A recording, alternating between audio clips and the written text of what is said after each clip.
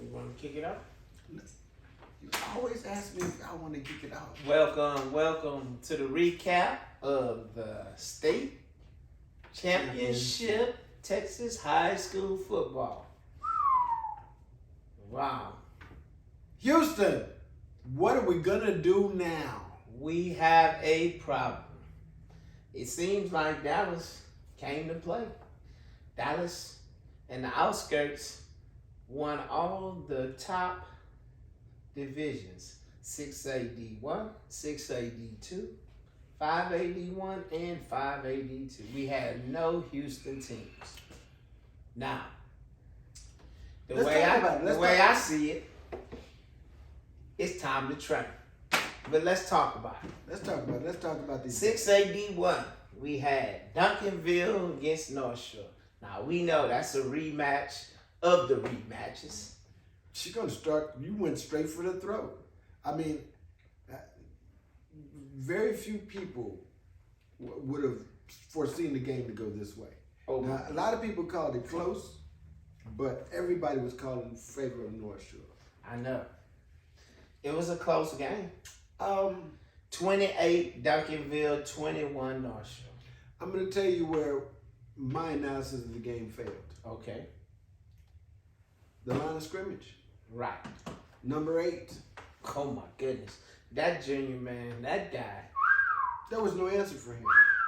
He couldn't be stopped. Oh my goodness. They were saying he was one of the main factors of the game. Now that's one thing. Mm-hmm. There's another thing. Okay. They didn't do anything different. North Shore played the same game they've always played. Right. The whole entire season. Easy to anticipate. Which is almost disrespectful. Easy to anticipate, yeah. When you go into the playoffs, you really should be changing. You would think that there would be more of a. But how did Amador do? Amador did great. Amador did what you would expect Amador to do. He did his thing. You know, I gotta address this. I mean, I gotta address the elephant in the room.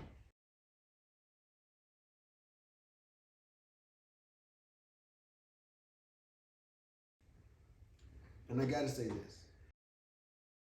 Number one, you cannot compare David Amador to Caleb Bailey. That's a senior and a sophomore. Right. Two totally different athletes, and I think that's disrespectful to them and to the game itself. Okay. Understand that as fans, we have some responsibilities. We have a responsibility to our team, to cheer and yada, yada, yada. But as these are kids, we have a responsibility to the other team too. When we're saying hit them and punch them in the mouth, we don't really physically mean that we want somebody on the other team injured seriously. Right. You understand? We want to cheer for the other kids when they do well too. Right. Even if it doesn't go our way, because these are still kids. Mm-hmm. Well, so this Amador Caleb Bailey thing shouldn't even be a thing. Right. Amador did his thing. He did his thing. He stood in. He did his thing. He's in for Texas Player of the Year, and he deserves it. Yeah, I think he should win. I think because they broke it down. Dave Campbell broke down who the Texas Player of the Year, what the award is about, and how they measure who should be on that list. And basically, at the end of the day, it's the player that had the biggest effect and impact on their team. Right. And if I look at any other game, we've been keeping up with games. David Amador came in, stepped in as a wide receiver, not a running back. Not a quarterback.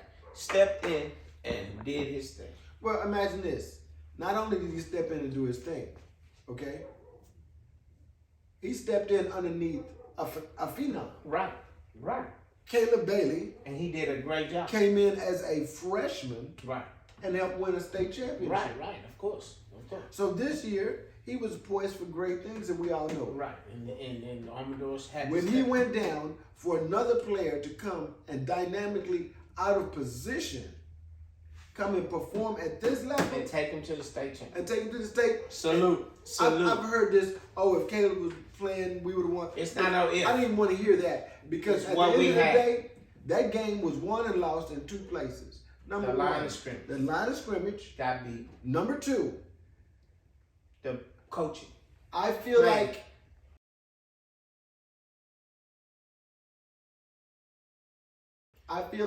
They came with the same game plan. I feel like to me that's more respectful. When you go into the playoffs, you should have some different plays. Right. You should have some different looks to show these different, especially in the championship game. Right. They did the same thing over and over. Anticipation was there. And Duncanville prepared. I mean, Right. they went prepared. Shout out to Duncanville. Okay, so that's the 6A D1 in a That nutshell. was heartbreaking. Heartbreaking. Now we have the 6A D2. DeSoto versus Austin Vanderbilt. Now we pretty much anticipated this one. DeSoto won 42-17. Right. Right. So we had, Shout out to Vandy Griff for making it that far, man. right. They were Way to good. go, Griff. Good, Way to good go. team. Yep. And shout out to DeSoto for really, really performing. Great You know, performance. Duncanville performed. I mean, when I talk about what North Shore didn't do, let me tell you, the Duncanville did what they were supposed to do. Right. Just like DeSoto. Right. So we anticipated DeSoto being there. We anticipated being DeSoto and Katie, of course. And Right. Katie got upset. But hey, shout out to DeSoto. Hey, they did their thing, man. They did their thing. Now back to the 5A D1. Alito and College Station. Well, 52-14 Alito. That's Well- another team. College Station close. Of course. Well, Alito. look, man, The culture. standard. The See, standard. The standard. I think that's number 10 or number 11. That's the standard. I don't care what nobody say. I don't care what nobody says. You are the standard when you have all those state championships. You can't have 3 state championships. I don't care if you won them from 18 to 20 to 21, 22. I can't. If you I have can't- 5 They have a championships. culture of winning. They know how to win. They know how to win. It takes a while to get there. You have to know how to win. You'll have teams that win 3 and 5 and they don't continue to win for a And- long time. The incoming players have to come in with an attitude of, we're going to win. I'm coming to a It's a winning culture. team. It's Yes. a culture. So when they get on the field, they ain't supposed to win. Right. They know they supposed to win. Right.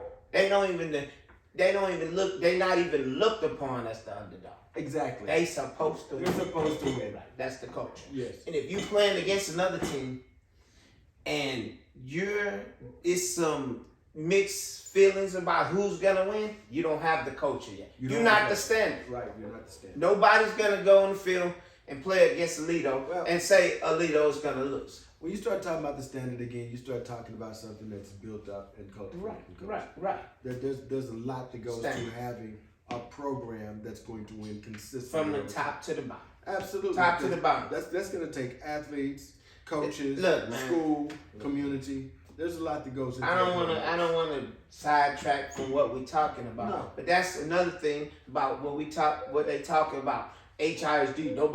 Everybody taking their kids out of HISD. Well, it starts from the top.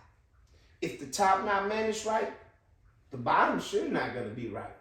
Well, let's be clear about this, okay?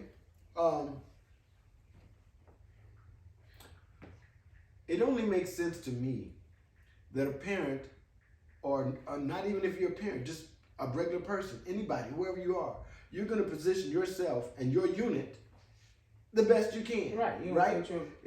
If you get a better job and a better and a better move, and better, that's something better. that's what you might do. Right. Wait a minute now. That's what you might do. Right. Now, I'm going to tell you right now, there are people that even if they had the chance for a better job, a better house, a better school, a better environment, They'll stay in a messed up area. because they're used to the culture they're in. Right. See? So it goes back to the culture. Complacency. Right. North Shore has a culture that's attractive and not scared. It doesn't scare a lot of people off because it's not a big cultural change. Right. I got you. See, Katy is a bigger cultural change. Right. That's why they get less of an influx of athletes. Right. Because the cross culture. Right. You understand? But once parents are able to get past and beyond and Right. go through all that Right. stuff, yeah. Well, Katy- but I'm all with what you're saying. Katie has her master bringing them up like this. And Absolutely. playing together and picking from the crop. And Absolutely. then bringing in the pieces they need. They are, yes. Yeah, and they are consistent. that's how they're doing. They're consistent. They're not just bringing in a bunch of people. No. Bringing No, in a bunch. They no. start them here, Right. and they all play Right. together, and then those kids know each other, and then they're saying, okay, we need this, and they go in and they get it.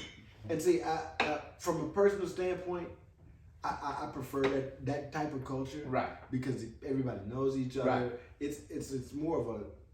It seems more fair. Right. That's neither here nor Right, there. but that's how you bring that. That's how you bring that winning coach. Also, that's the same thing with Alito. That's how it happens. I'm just telling you. Yeah. People may disagree, but that's why No, we're human. We agree to disagree. Right, but the more a community wraps around the school, like in Katy, the community is wrapped around Katy High School. Mm-hmm. The businesses, Mm-hmm. the churches, Mm-hmm. the nonprofit, all the organizations, they're wrapped Not around just the Katy. parents. Not just the Not parents. just the parents Not who just the fighting parents. for validity. Not just the Yeah, parents. yeah. See, because the parents are taking an extra step. The Right. parents will go to their companies and talk to their companies, and their companies talk Right. to their companies. Right. And, And it's a community effort. and it's a community Yeah. effort, Yeah. right? Of course. And it requires a community effort Right. in order to have that type of culture, Right. this winning culture. Right. So shouts out to Alito. They Shouts out. beat College Station 52-14. Not a 5A D2, man. Oh, what a letdown here in Houston. Oh, man. What a letdown. We thought for sure we would have something closer. Port Nature's Grove, okay, they right down the road, close to Beaumont, I want to say. Let's just kind of like this here. What was the score? South Oak Cliff 34, Port Nature's Grove 24. And then I'm going to tell you, Port Nature's Grove was winning at halftime, 17-12. So, I mean, there was some hope, but they came back. I mean, At South one Oak point they Cliff. were at like 17-3. They gave up a 14-point. Oh, they were 17-3. Yeah, they gave up a 14. Yeah, you watched that game. Huh? Yes, they gave up a 14-point lead. It seemed like they came after halftime. Who South Oak Cliff came? South Oak Cliff came out a different team, and Port Nature's Grove didn't. They stayed where they were. Well, maybe even gotten worse. Uh-huh. Port Nature's Grove had this running back that was doing really well in the first quarter. Second quarter, but by the third quarter, you could see he was kind of getting Worn down. tired. He was running between the tackles. Oh, he was really hitting it. He Right. was hitting it. Right. But Too yeah, much. It was Too much beef. Too much beef. Yeah, too much beef. Yeah. Well, hey, South Oak Cliff, I'm going to tell you, like you said, Dave Campbell had it right. All year long, we kept up with the 5AD2 We more did. than anything Stronger. because, time played for the fun. And man, let me tell you something. We thought for sure Dave Campbell had that wrong. Well, I mean, look at it. South Oak Cliff started off with 3 losses. They started the season 0-3. Right. But they Started played the against some season- top teams. We Yeah, understand but that. they also started the season with no quarterback. They had 4. Four change quarterbacks throughout the season. And even though their district wasn't that great, they beat everybody, but they struggled. Hey, man. Shout out to those kids. Yeah. Shout out to South Oak Cliff, man. They thugged this one. Hey, and they won it, and they won the game. So, Yes. hey, at the end of the day, Houston, we have a problem. Houston, what are we going to do next? We have all Dallas teams won in the top categories. Now, this year, even though, the kids played good, but we can't have that. I'm going to just tell you this. They're not better than us. They not better than us. Look, Dallas teams are not better than Houston teams. No. Dallas athletes are definitely not better than Houston athletes because, again, when I start, we'll get into that even more, but that hadn't been quantified. Mhm. Where you just say somebody's better and faster, but there's no numbers to prove that. Right. Right? So, at this given point in time, what Houston needs to do is a few things, what I say. Number 1, train. Mhm. Number 2, Houston needs to start working together to train. Yeah. They need to start working together to lift these kids up. Right. They need to start loving each other and loving each other's teams and having the rivalries. Right. Because rivalry is good. Right. That's football. But you also know? have the support. The support and the love. Right. And understanding that you can't push down one kid without degrading the sport itself. Right. You can't push down the team without degrading And the sport. really, all the kids are intertwined anyway. Absolutely. And literally, all the major kids who play football, all All the sports, players. they They all know played each other. together. They played in Yeah. all stuff. Now, you might have one that waited until he got in junior high or high school. He was a sleeper. But most of these kids in the same classes, they all know each other. and they all pretty cool with each other because This they is- played on the same team. All This stars. is about the adults, because what's the amazing thing to me is this: I can see a kid being highlighted, Mm-hmm. and right underneath the post, somebody will be talking about some other kid. Yeah, that's Well, this post is about this kid. right. Y'all should be posting stuff. Yeah, that kid, I played against him and he's great. Right. Oh yeah, man, But he's you great. rarely hear that. Right. Yeah. Because at the end of the day, it's like people feel like by giving them something, it's taking away from But their you kid. know what I noticed about it too? And we talking about the state championship, but this goes hand in hand. The parents don't lift up other kids like they should. A lot of times I see parents on social media have problems with other teams or other kids, and guess what? Their kid don't have a problem. Because some of those kids who play on that team are their buddies. Look, most of the time, these kids are not all mad and fired up about these teams and all this, and they're not jealous about all this. All that negativity from the game is coming from adults. Right, Okay? right. And it needs to stop because it's killing the purity of the game itself. Right. There, And it's making it, Lynn, we know this firsthand, and it doesn't make it fun for the kids. it doesn't make it fun for the kids. Right. And it devalues the crowd. Now, all of a sudden, you lose credibility if you behave like that. Mm-hmm. And you never know who's watching. Yeah. If your kid is truly that good, you might have. Well, they don't that want to guy- hear it. So that's what I want to tell you. They don't want to hear that. A lot of parents on social media don't want to hear that. They sit up there, they say things, they spatting. I seen all kind of fights after. Oh, you know, you seen it out Yeah. there. So many fights after the state championship. Why is that? Now, if I'm a coach, no, I don't care. If I'm a coach at a D1, D2 private school, I don't care. Mid-major, small school, I don't want to see a parent doing all that. Well, That's negative. you look at it like this. You're a D1 coach, Right. which means you get, I'm going to say dozens, to be nice, dozens of emails a day from any particular position Right. of phenomenal athletes all over the place. Right. And people like to think their kid is special. Oh, yeah. But the And truth then of you the hear, matter oh, is- they don't care. Those Look, coaches don't okay. care. My kid. If- Man, look, let me But tell you. if you have two kids, and one of them 6'1", 240, another one's 6'1", 240, Enough and of they're that. exactly the same. Enough of all But that. this parent, if this is a problem over Listen. here, what as a boss, what would you do? Yeah, no. What are your choices? Listen, no. I understand you trying to break it down. At the end of the day, talent is a dime a dozen. Period. There is talent all Yes. across the country. Yes. Okay? Yes. And a lot of times, a lot of kids don't even reach anywhere close to their potential in high school. No. They still peaking. They still Right. growing. Right. So how can you even evaluate that in high school you can see what he made of, you can see his character, Well- you can see his potential, you can see some of his measurables from some of the training that he's been on, some of the combines or whatever. You can see those measurables. Then you have to see the DNA and where they come from. Okay. You understand? Okay. You done broached a whole bunch of stuff, like the combine, the measurables, and all Right. that other stuff. Number one, I'm very proud that is being standardized. Right. Now, what is applied to NFL is now applied to the colleges, Right. and what is applied to the colleges is now being applied to the high school Right. and the junior highs. So now we can stop all that arbitrary stuff.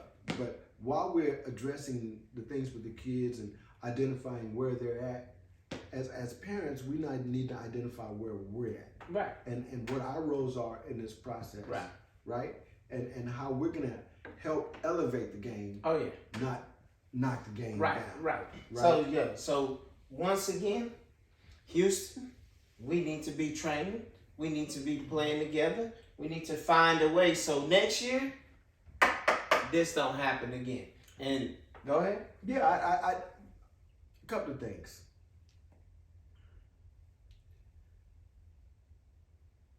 Everybody has a season. And I think that, to be fair, I think that possibly this was Dallas's season. Okay. Right? It happens like that. I mean, they played well all the teams that won Mhm. have played well consistently the entire season. It's not like they were some hopeful. No, they weren't hopefuls. They were there for a reason. Houston got great opportunities next year. There's a lot of good things happening with Houston. If we start focusing on training, development, the parents working together, right, and the parents lifting each other up and lifting up the team, we're really going to start developing the culture that we need to have. Right. Because in Dallas, they'll have rivalries, but they still love each other and each other's kids. Right. You'll still go to one team and they'll be, oh yeah, that kid Corey Moore, that was our wide receiver, and they don't even play for Duncanville. But they gonna let you know that they got the kids there that you don't really want to see, whatever team they play for. Well, like we said, Houston, let's do better next year. Let's go and win some of these state championships. And as we end every show, numbers don't lie, people do. Peace.